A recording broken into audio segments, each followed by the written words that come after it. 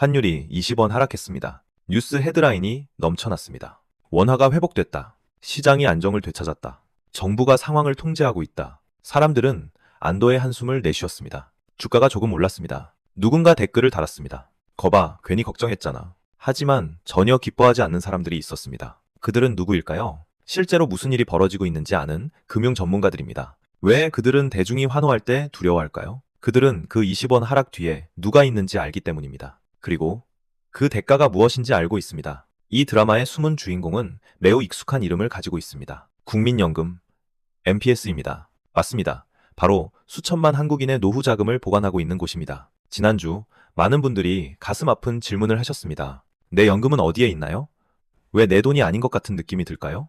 잔인한 답변은 이렇습니다. 여러분의 돈은 원화를 지키는 방패로 쓰이고 있습니다. 하지만 문제는 돈을 쓴다는 것이 아닙니다. 정부는 긴급 상황에서 그렇게 할 권한이 있습니다. 진짜 문제는 그들이 돈을 사용하는 방식이 우리 모두를 곤경에 빠뜨리고 있다는 것입니다. 그리고 이를 아는 사람은 거의 없습니다. 오늘 저는 이 메커니즘 전체를 해부하겠습니다. 겁주지 않겠습니다. 공포를 조장하지 않겠습니다. 오직 데이터와 논리, 그리고 전략만 말씀드리겠습니다. 여러분의 돈에 대한 진실을 알고 싶으시다면 지금 바로 좋아요를 눌러주세요. 이 영상은 올해 여러분이 보시는 개인 재정 영상 중 가장 중요한 영상이 될 것입니다. 본격적인 분석에 들어가기 전에 몇 가지 금융 개념을 최대한 쉬운 말로 설명드리겠습니다. 왜냐하면 메커니즘을 이해하지 못하면 스스로를 지킬 수 없기 때문입니다. 먼저 스왑에 대해 이야기하겠습니다. 저는 이것을 구명조끼 빌리기 전략이라고 부릅니다. 이렇게 상상해보세요. 여러분은 가라앉는 배 위에 있습니다. 여러분에게는 구명조끼가 있지만 선장에게는 없습니다. 선장이 여러분의 구명조끼를 빼앗는 대신 이렇게 말합니다. 잠깐 빌려주세요. 나중에 돌려드릴게요. MPS가 바로 구명조끼를 가진 사람입니다. 즉, 달러를 보유하고 있습니다. 한국은행은 배를 안정시키기 위해 구명조끼가 필요한 선장입니다. MPS는 달러를 시장에 직접 팔지 않습니다. 스왑이라는 계약을 통해 한국은행에 빌려줍니다. 한국은행은 달러를 받고 MPS에게 원화를 줍니다. 일정 시간이 지나면 양측이 다시 교환합니다. 윈윈처럼 들리시죠? MPS는 기술적으로 달러 소유권을 유지하고 한국은행은 시장에 개입할 달러를 확보합니다. 하지만 여기서부터가 중요합니다. 두 번째 전략은 해징입니다. 저는 이것을 풋사과 팔기라고 부릅니다. 농부들이 수확철에 쌀값이 떨어질까봐 걱정될 때 무엇을 하는지 아십니까? 그들은 풋벼를 팝니다. 아직 수확하지 않은 쌀을 고정된 가격에 미리 파는 계약을 합니다. MPS도 달러로 같은 일을 합니다. 선물 매도 계약을 체결합니다. 실제로 팔지 않았지만 시장은 미래에 달러 공급이 있을 것을 알게 됩니다. 효과가 무엇일까요? 시장의 가상의 달러 공급을 만들어냅니다. 투기꾼들이 이를 보고 환율을 무리하게 올리지 못합니다. 여기까지 들으시면 이렇게 생각하실 수 있습니다. 훌륭하네. 정부가 정말 똑똑하구나. 하지만 잠깐요. 아무도 언급하지 않는 치명적인 약점이 있습니다. 바로 투명성입니다. 현행 규정에 따르면 MPS는 해외 자산의 최대 10%만 해징할 수 있습니다. 2024년 말 기준 MPS의 해외 자산은 약 7,900억 달러입니다. 즉, 그들이 사용할 수 있는 금액은 약 790억 달러뿐입니다. 그리고 여기서 무서운 부분이 나옵니다. 시장은 이 사실을 정확히 알고 있습니다. 국제 헤지펀드들, 대형 은행들, 그들은 모두 MPS가 환율이 1달러당 1,470에서 1,480원에 도달하면 해징을 시작한다는 것을 알고 있습니다. 그들은 한도가 10%라는 것을 알고 있습니다. 그들은 MPS가 얼마나 많은 탄약을 가지고 있는지 알고 있습니다. 저는 이것을 패를 다 보여주고 포커치기라고 부릅니다. 상상해보세요. 여러분이 상어 같은 고수와 포커 테이블에 앉아 있습니다. 주머니에 790억 원이 있고 이마에는 이런 글씨가 써 있습니다. 나는 790억밖에 없고 팥이 1470에 도달하면 올인할 거야.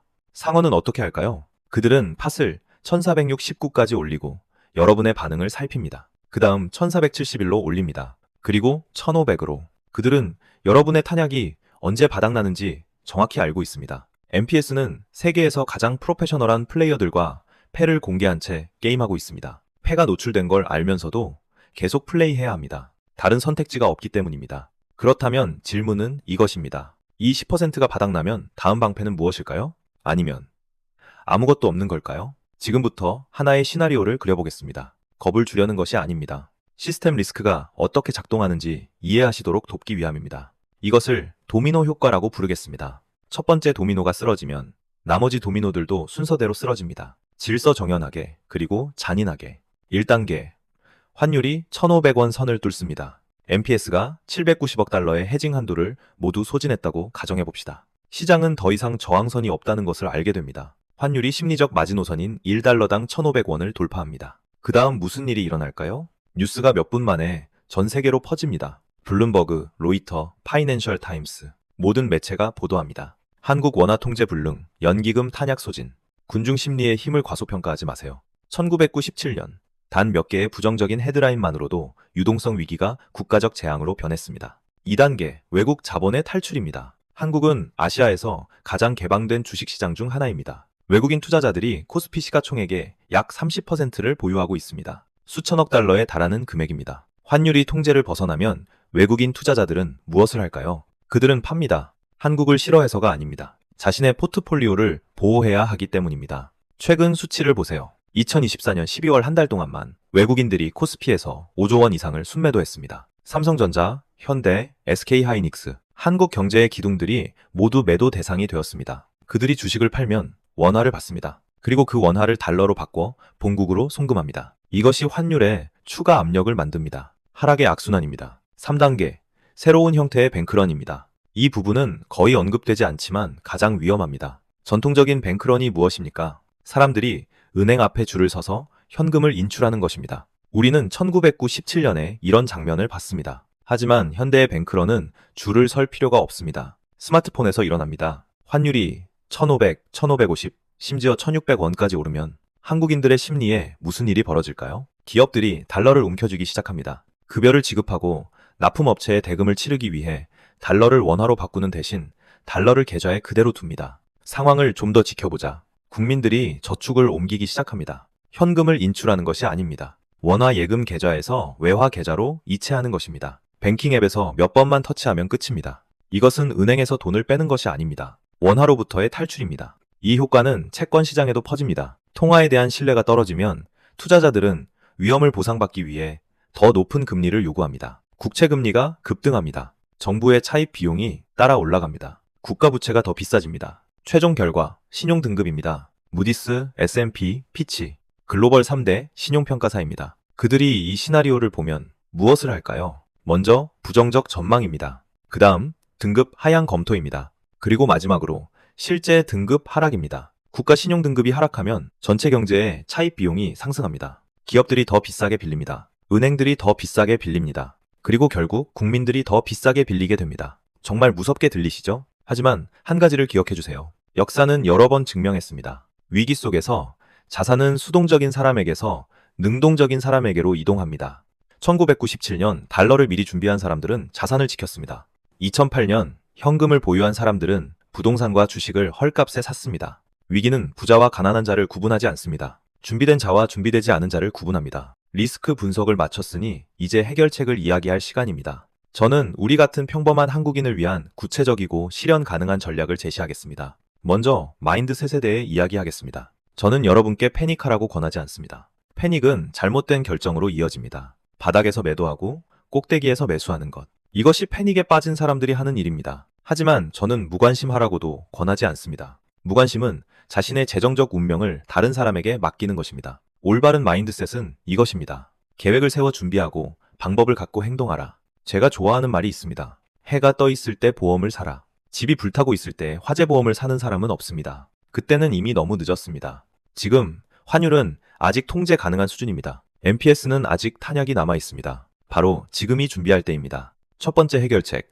달러로 분산 투자하세요. 이것이 가장 기본적인 단계입니다. 원화 가치 하락이 걱정되신다면 자산의 일부를 달러로 전환하세요. 여러 가지 방법이 있습니다. 가장 간단한 방법은 은행에서 외화 예금 계좌를 여는 것입니다. 국민, 신한, 하나 같은 대부분의 대형 은행에서 이 서비스를 제공합니다. 원화를 달러로 환전해서 계좌에 예치할 수 있습니다. 두 번째 방법은 달러 ETF를 매수하는 것입니다. 코스피에는 달러 원화 환율을 추종하는 ETF가 있습니다. 원화가 약해지면 이 ETF 가격이 올라갑니다. 해외 계좌 없이도 할 수 있는 간단한 헤징 방법입니다. 세 번째 방법은 재정적 여력이 더 있는 분들을 위한 것입니다. 미국 증권 계좌를 열고 미국 시장에 직접 투자하는 것입니다. SPY나 VO 같은 S&P 500 ETF가 인기 있는 선택입니다. 두 번째 해결책, 금은 최후의 피난처입니다. 달러가 원화 약세에 대한 보험이라면 금은 전체 통화 시스템에 대한 보험입니다. 역사를 되돌아보세요. 1997년, 2008년, 2020년 모든 주요 금융위기에서 금은 다른 자산들이 붕괴할 때 가치를 유지하거나 상승했습니다.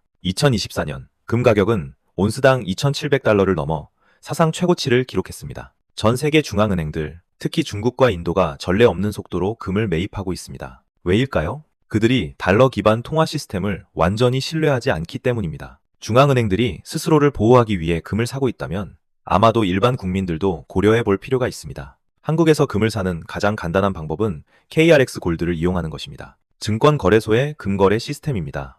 최소 1g 단위로 금을 살 수 있어서 점진적인 축적에 매우 적합합니다. 세 번째 해결책, 변동금리 대출을 정리하세요. 많은 사람들이 간과하지만 극히 중요한 부분입니다. 변동금리 대출이 있다면, 특히 주택담보대출이라면 고정금리로 전환하거나 원금을 일부 상환하는 것을 진지하게 고려하세요. 왜일까요? 국가 리스크가 높아지면 금리도 따라 올라갑니다. 한국은행은 원화를 방어하기 위해 금리를 올려야 할 수도 있습니다. 그때가 되면 여러분의 월 상환액이 급등합니다. 2022년에서 2023년 사이 우리는 이것을 목격했습니다. 기준금리가 단 18개월 만에 0.5%에서 3.5%로 올랐습니다. 많은 가정이 이자 부담이 2배, 3배로 늘어나 허덕였습니다. 최악의 시나리오가 현실이 되면 금리는 더 높이 올라갈 수 있습니다. 이제 많은 분들이 댓글로 물으실 겁니다. 저는 돈이 별로 없는데 어떻게 달러나 금을 삽니까?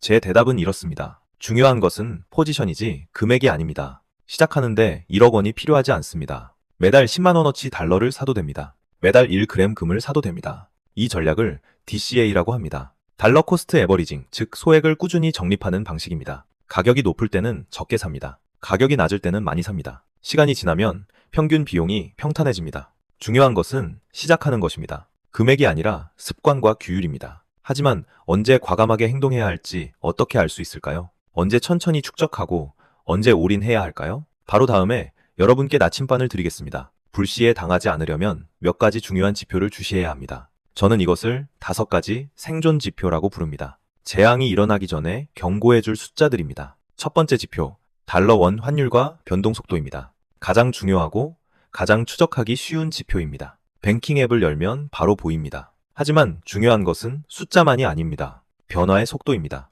제 원칙은 이렇습니다. 환율이 일주일에 50원 이상 오르면 위험 신호입니다. 그렇게 빠른 변동은 시장이 통제를 잃고 있다는 것을 보여줍니다. 현재 환율은 1,450에서 1,470원 사이를 오가고 있습니다. 1,500원을 돌파하고 계속 빠르게 오른다면 최고 수준의 경계가 필요합니다. 두 번째 지표, 외환 보유액입니다. 한국은행은 매달 초 공식 웹사이트에서 외환 보유액 수치를 발표합니다. 2024년 12월 기준 한국의 외환 보유액은 약 4,150억 달러입니다. 큰 숫자처럼 들리지만 경제 규모와 대외 부채에 비하면 많은 사람들이 생각하는 것만큼 여유롭지 않습니다. 원칙은 이렇습니다. 한 달에 100억 달러 이상 감소하면 한국은행이 강하게 개입하고 있다는 신호입니다. 여러 달 연속 감소한다면 상황이 심각해지고 있는 것입니다. 세 번째 지표, 코스피에서 외국인 순매도입니다. 이 수치는 인베스팅닷컴 같은 금융 사이트나 증권 앱에서 매일 업데이트됩니다.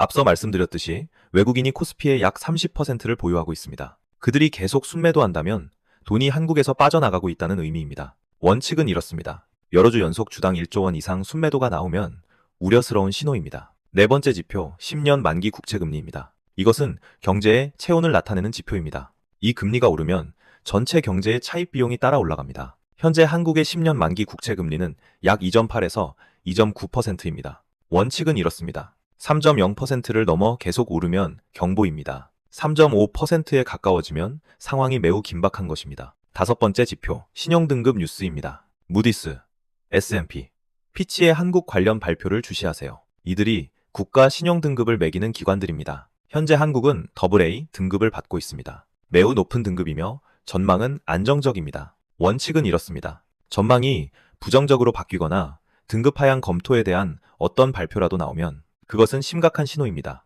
이 5가지 지표는 자동차 계기판의 5개 경고등과 같습니다. 하나가 켜지면 아직 심각하지 않을 수 있습니다. 하지만 3개, 4개가 동시에 켜진다면 차를 세우고 즉시 점검하세요. 우리는 긴 여정을 함께 해왔습니다. MPS의 환율 개입 메커니즘을 이해하는 것부터 시스템 리스크, 그리고 개인 방어 전략까지 가장 중요한 점들을 정리해드리겠습니다. 첫째, 정부는 그들의 일을 하고 있습니다. 한국은행과 MPS가 환율을 안정시키려 노력하고 있습니다. 그것이 그들의 책임입니다. 하지만 그들에게는 한계가 있습니다. MPS는 무한히 해징할 수 없습니다. 외환 보유액도 무한하지 않습니다. 여러분은 여러분의 일을 하세요. 가족의 자산을 보호하는 것은 각 개인의 책임입니다. 정부의 책임이 아닙니다. 둘째, 가짜 안정에 속아 넘어가지 마세요. 뉴스가 환율이 20원 하락했다고 보도할 때, 시장이 조금 올랐을 때, 모든 것이 괜찮아졌다고 생각하지 마세요. 기억하세요. 단기적인 하락은 대개 개입에서 옵니다. 그리고 개입에는 한계가 있습니다. 셋째, 준비된 사람은 선택권을 갖습니다.